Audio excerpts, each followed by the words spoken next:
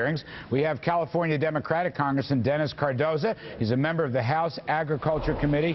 Mr. Cardoza, thank you very much for joining us. Let me just ask you off the top. You were there. Did John Corzine satisfy you? We don't know where the missing money is. It's all a befuddlement. What do you think, sir? No, he didn't satisfy me. The reality is he's a high-priced CEO that's supposed to know what's happening in his company. The fact is, what did he do with the money?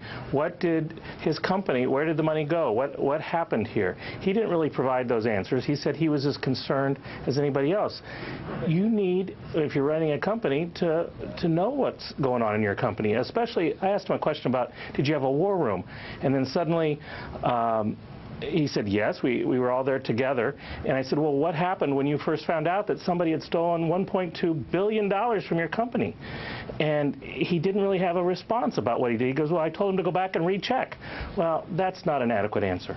Seems to me a lot of laws have probably been broken here. I want to ask you about these internal repurchase agreements where the firm took customer money and then apparently used it to swap into the bonds, and then the customers would get paid from the bond rates. We don't know if customers signed on to that. There's no evidence of that. The CFTC was thinking about banning that practice. It looks like Corzine talked his friend, former Goldman Sachs colleague Gary Gensler, into letting it go. But that could be one of the roots of all evil here. And I just ask you, can this be prosecuted?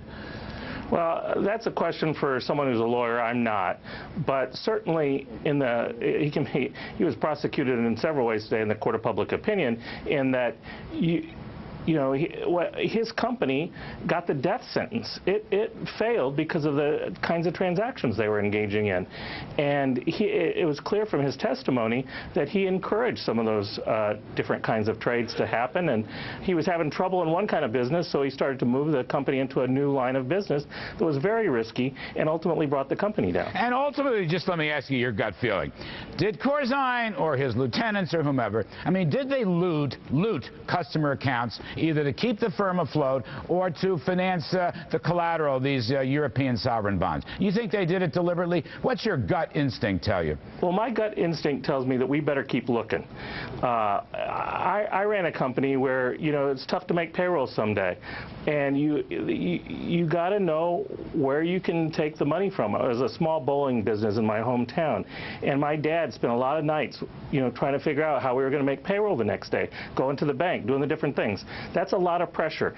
In those kinds of pressure-filled situations, what's going on in your company. And I really didn't get the feeling today that a guy like Mr. Corzine wouldn't know what was going on throughout his company. And so that was the root of my questions, to try and figure out it was sort of to get the human aspect of, did he really know? And I wasn't convinced by his answers to me today. All right, well, there'll be a lot of investigations here, and we're going to find out at some point. I think your gut instinct's going to turn out to be correct, but we thank you very much, Congressman Dennis Cardoza of California. Appreciate it.